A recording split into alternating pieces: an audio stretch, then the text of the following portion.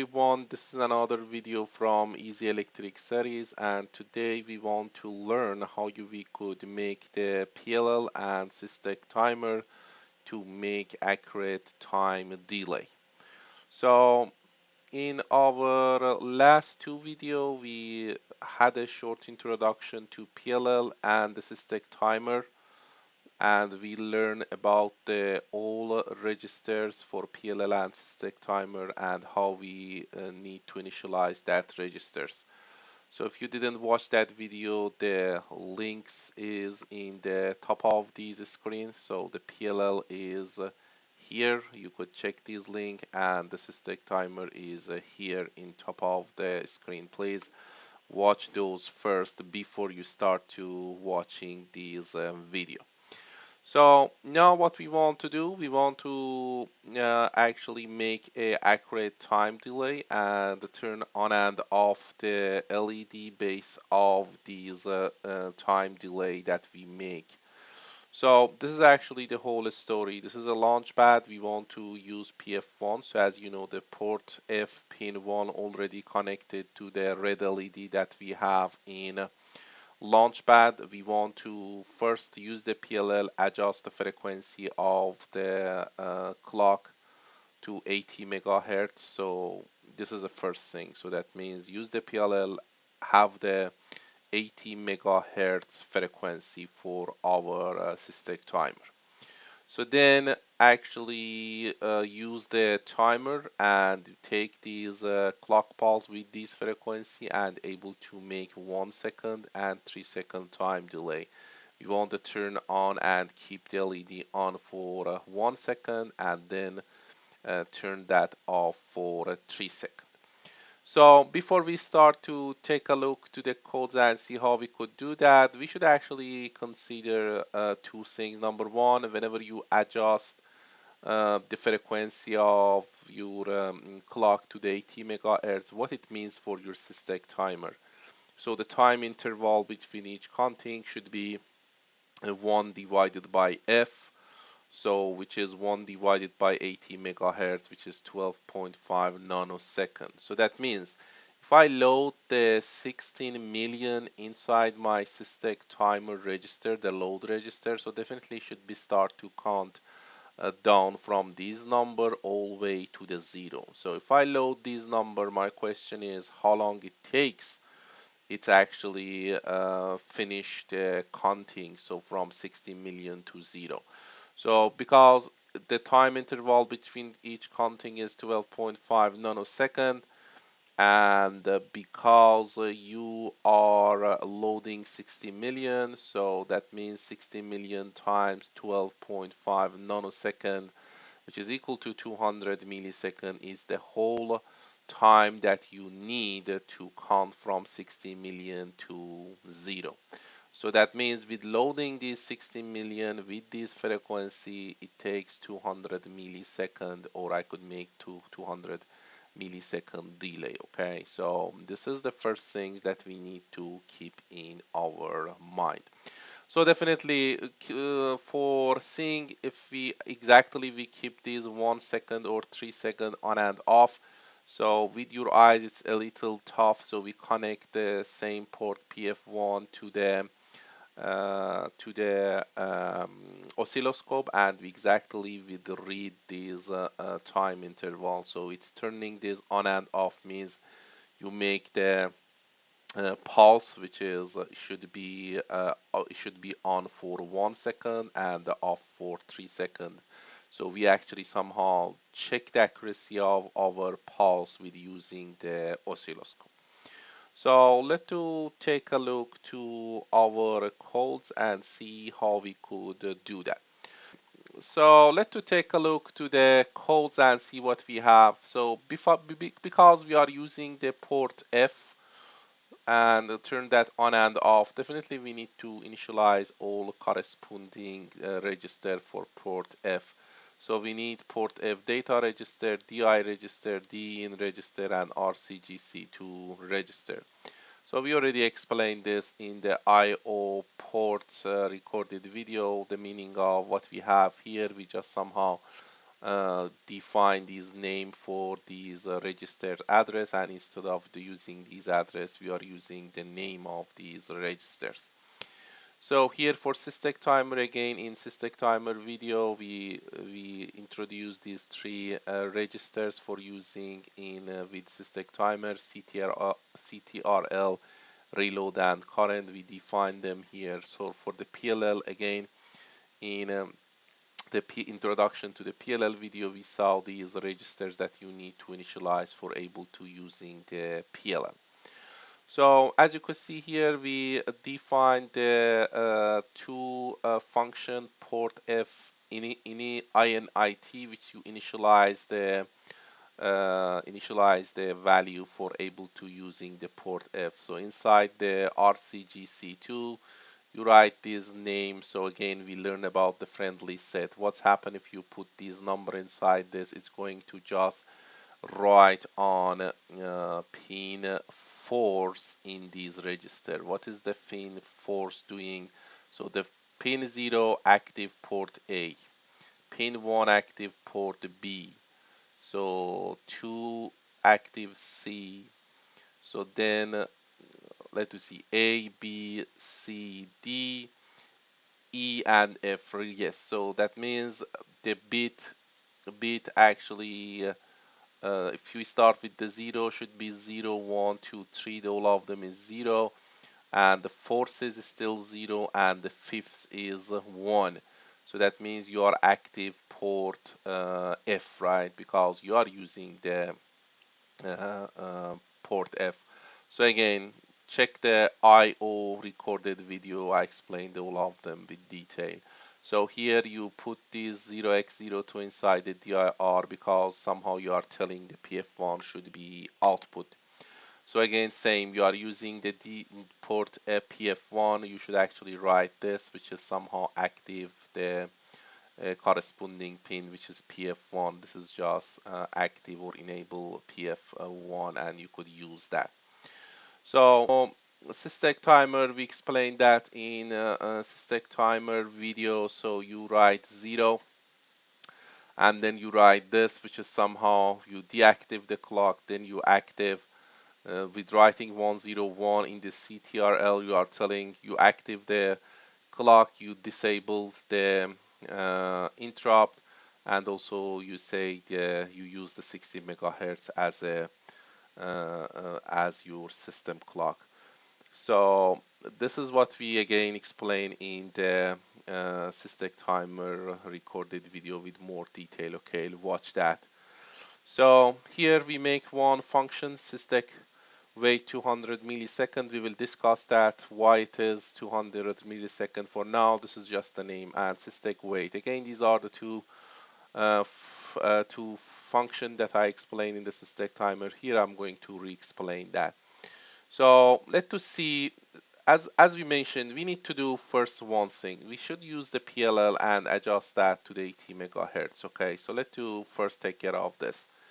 So based on what you see here in this section, which is as I explained in the PLL video, so the only bits you need to actually here load is these 4. So we're putting the 4 here. This line somehow adjusts the frequency to 80 megahertz. So again, back to that video, PLL video, which I'm recorded. So here, whenever you put 4, somehow it's put the 4 in this SysDI VDD 7 bits that we explained in that recorded video. So putting 4 here somehow adjust the clock, fit it 400 plus, divided by 4 plus 1, which is 5, so it gives you 80 megahertz. Okay, so that's actually the most important place you should be careful. You write 4 there, you actually have 80 megahertz. So now take a look to this function wait. So then I have this function wait. What I'm doing here, so I put actually the count, whatever I put here, the number, it's going to somehow put that in the reload. So that means whatever you give as a count, so the counter, put that inside the reload. You load that in the Systick timer, and the Systick timer is count that down to the 0. So, and it's all the time it checks the flag bits. We already explained about the flag bits. Check the Systick timer recorded video. So it check the flag whenever you count down from these count number to the 0. So then you are done. You go out of these function. So see this function wait 200. So what we did inside this is just a simple for loop. So then you use this function and you give 16 million. So whenever I put 60 million, so my frequency is 80 megahertz. So what should be time interval between each counting? So 1 divided by 80 megahertz, which is 12.5 nanosecond. So that means the time between each counting in the Systick timer is 12.5 nanosecond. If you load 16 million, so how long it takes, it counts 16 million to the all way to the 0. So the answer is 16 million time 12.5 nanosecond, which is 200 millisecond. That's why this function get these names. So I put these system use system wait function, which you see the detail here. It's just count down from these number. These number count number here is 16 million. So if you just have these 16 million, it takes 200 millisecond. It's finished to counting down from 6 million to the 0. So then I put that inside the for loop, so which is called here t. So if t is 1, I just have one time I implement this, which is take 200 millisecond. If I put 2, so it run that 2 times, so it takes actually 2 times 200 millisecond. That's what name is 200 millisecond. Whatever you put as a t should be time on these 200 millisecond. That's the whole delay you are making, right? So see, I wanna turn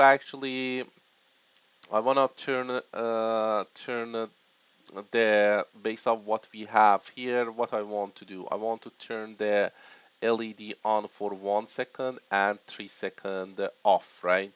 So back to here to the main part. So if you check the main part, so first you call that PLL initialize, which implement whatever we have here. We already explained this in the PLL video.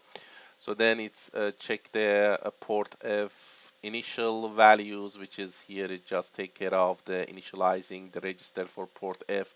You could able to use PF1 as output. So we already know it's Systick initialize, which is these two line which you should initialize the Systick timer that you're able to use. And the most important part is here. So see, I write 0x02. Whenever you write 0x02, technically you are writing 0, 1, the rest 0, right? So technically you are turn on or write 1 or 3.3 volt on PF1. So that means these line turn on the LED, red LED, which is connected to PF1. So then these two function, if this number is 1, it's just make 200 milliseconds. So if I put 5, it takes or make a delay 5 times 200 millisecond. 5 times 200 millisecond in 1000 millisecond is 1 second delay, right? So that means I turn this on, I wait or make a delay 1 second, then I turn that off with writing the 0 IPF1. So then you write 15 here. So what is the how long delay it's make whenever you write 15? It should be 15 times these 200 milliseconds. So which is 3000 millisecond. 3000 millisecond is 3 second. So technically this should be able to turn off the LED for turn that on for 1 second and turn that off for 3 seconds. So let's build the program, so then actually load it and see what we will get. Will we get the accurate the time delay that we want or not? So let I turn on my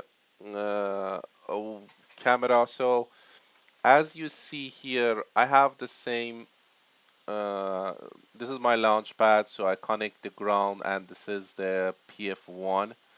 So ground and ground connected the ground of the oscilloscope channel 1 and the PF1 connected to the channel 1. So what I have here is the PF1. So let I just reset it and see what we could see. First take a look to these LEDs. So it should be turned on 1 second and turn off 3 seconds. So it looks Yes, at least with the eyes you could see. But the most best way is actually put on the oscilloscope. So right now I could see the PF1. So let's see if I could get the better result of this, which is let I put on one. Yeah, 1 second should be the best. So let I see few cycle of that, then I'm going to stop. Then we are able to stop here. So what I have here, my range is on 1 second. So see if I move these positions, so see it is just one square, one time one. This is 1 second. In 1 second it is on, and see this off time, which is 1, 2, 3. The range is 1. So it is exactly how accurate it is. It is exactly 1 second on and 3 second off. Okay. So in the same way you see here the red LED. So exactly somehow if I put these back, it should be, yeah, you should see the live stream of the data. So you see it is on 1 second off 3 second. Okay. So this is what we did for these section. So let's have one more practice, one more things here. So let I turn this off and back to our next case. So let's do this. Let's do this time change the frequency to 50 megahertz. So that means adjust the PLL and put that on the 50 megahertz. So if I put in the 50 megahertz, whatever I have in a timer, so time interval between each counting should be 1 divided by frequency, should be this time should be 20 nanosecond. So if I load 16 million, which I did in the wait function, so it should be 16, the delay that it makes if you load 16 million in your timer. So the time delay is 16 million. Each time interval between each content is 20 nanoseconds. So that means if you load this, it takes totally 320 milliseconds to finish this number or counting from 60 million to 0. So now we want to do this. We want to turn on the LED for 3.2 seconds and off that for another 3.2 seconds. So let's see how we could do that. So again, let I somehow is close this project and open the other project that I have. So I open the other project, so which we have here. So first things, again, if you back here, what's the first task you need to do? Use the PLL and adjust that to the 50 megahertz. How? So the answer is I explained in the PLL recorded video. So for adjusting to the 50 megahertz, you should write what you should write here if you want to have a 50 megahertz clock. So how about 7? If I write here 7, 7 plus 1 is 8, 400 divided by 8, 400 divided by 8 is 50 megahertz. So the only things you need to do, you write actually here 7. So back to your code. So the same code that we have for previous example, the only things I change 4 to 7. So somehow I'm writing the 7 here, which give me, based off this formula, give me 50 megahertz. So what changed? Definitely wait function will be changed, because this time, so the time interval is not 12.5 nanosecond, which you have in the 80 megahertz. So this time this time interval between each counting is 20 nanosecond based off these calculation that we did, right? So if time interval is 20 nanoseconds, so that means if you load 60 million, it is a time delay it's make, right?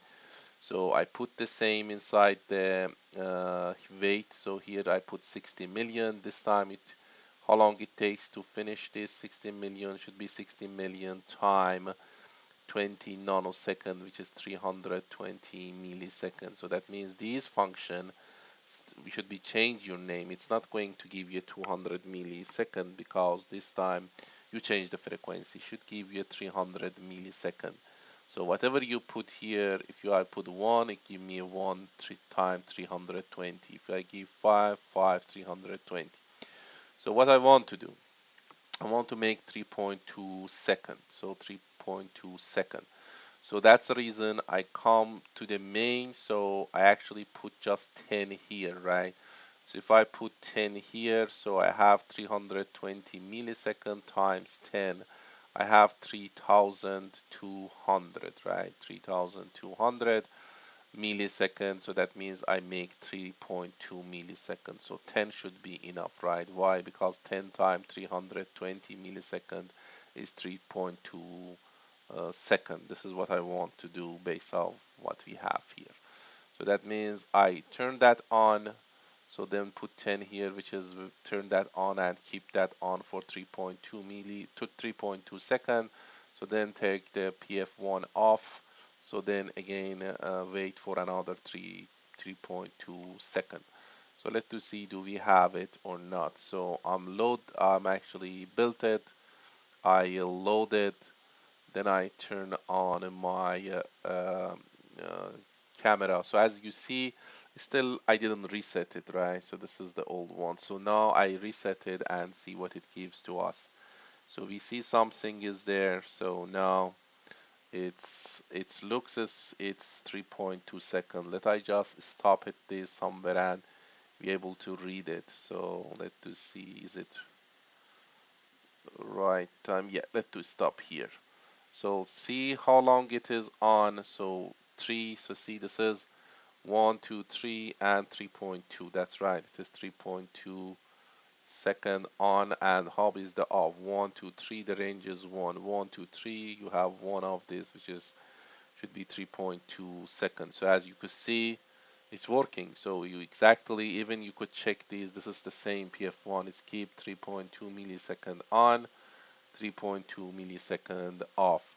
So if you actually check both of them in the same time, you could actually see it's how it's working. So if you want to see maybe the in better way, so maybe you change a little bit the range so you could see exactly what's going on. So as you could see, it's working. So this is what we want to do. So 3.2 millisecond to 3.2 second on, 3.2 second off. Let's do go and do one more. So I turn this off and back here. So close this and open the next project that we want to do, which is somehow it is same. We just practice how we could get the different time delay and how we could adjust the frequency. So let's see what's the next we want to do. The last one we want to change, same actually project, same thing. So this time we want to use the PLL, change the frequency to 200 megahertz and do the same. So turn on and off the LED 0.8 second. This time we want to keep that on and 0.8 second off. So that means we should actually make the delay 0.8, but with this frequency. So what it changed, whenever you change the frequency, you should know at least now. Whenever you change the frequency, the only things change is the time interval between each counting. It should be 1 divided by f because this is 20 megahertz. Right now, the time interval between each counting is 50 nanosecond. If I load 16 million inside the register, it start to count down to the zero. How long it takes? It takes 60 million time interval between each counting with these frequencies 50 nanosecond. So that means it's need actually 800 millisecond to finish the counting, right? So now let's see the code. So number one, I need to adjust for 20 megahertz. Where is that? It is here. So instead of the 7, now I change that for 18. Why? We already explained in the previous video. So let I check it. So whenever you put the 18 here, so it should be, even you could put 19 if you want to be more accurate. So if I put 19 here, it should be 19 plus 1 is a 20, right? So 400 megahertz divided by 20, give you a 20 megahertz. So I'm actually change that to 90 if I want to be more accurate. So that means what I did with just changing this line to 90, so my frequency adjusted to 20 megahertz. So if I put 60 million inside the wait function, how long it takes? It should be take 60 million time. What is the time interval between each counting? We already discussed that. It is actually 50 nanosecond, 50 nanosecond. So that means if I load 60 million, 60 million times 50 nano should be 800 milliseconds. So that means this time this function is not giving you 320 millisecond. It gives you 800 millisecond. Why? Because you change the frequency. You make that frequency more slower than actually needs. It increase the time delay it's making. So whatever you put here, it give you this t times this number because it is just a for loop, right? For implement one, it takes 800 millisecond. If you put two times of this number, 800 millisecond. So what I want to do, I turn on the PF1 here. So I put one inside this. One time 800 megahertz is 0.8 second. This is exactly what I want to do, right? 0.8 second on, 0.8 second off. So that's the reason I just put one here. So it should turn on, wait, or will be on for 0.8. Then you turn off and keep that off for 0.2, 0.8 seconds. So it is in loop, so should be on and off, and each of them should be take 0.8 second. So let's to test it. You just load it, built it, so then load it, so then take a look to what's happened here. Still the code is on the previous code, so let I just reset it and see what's going. Definitely from this color you could see it is 0.8, but definitely we should be more accurate. So let I put that, this is 2.5, let I change it to the 1, and exactly I'm able to read it. So whenever you change that to the 1, so let to stop somewhere and then read. It should be 0.8 second each of them. So I put here, so see it's not the 1 square, so it is 1, 2, 3, 4, each of them is 0.2, so this is exactly 0.8 seconds. Same thing for off time, so it's actually keep that off for 0.8. So if you put on live stream, so you see actually it's turned on 0.8. Even this one shows you what's going on here, right? So as you could see easily, you could actually adjust the frequency that you want, and based off that you adjust your Systick timer and make any accurate delay that you want. Just keeping your mind, whenever you increase the frequency, somehow you need a more power, okay? So decrease the frequency, you need less power. If the power is important factor for you in your application, just keep it this mind. It is trade-off between the frequency and power. Definitely higher frequency takes more power from your power supply. So I hope you find this video useful. Thank you for watching this video.